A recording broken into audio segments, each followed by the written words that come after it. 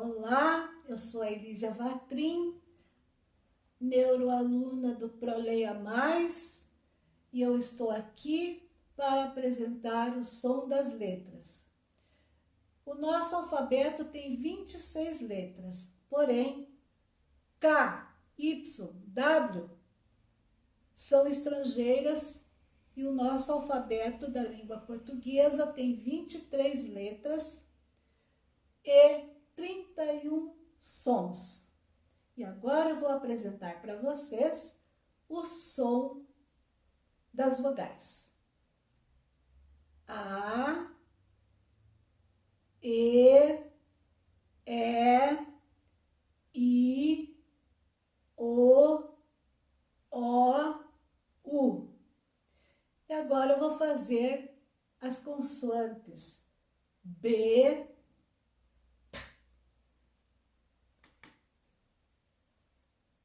C,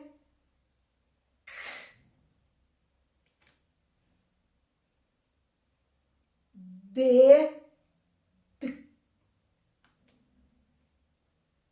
F,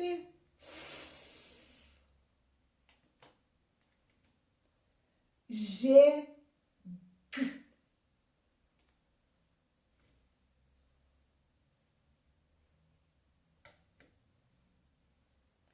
J, Sh,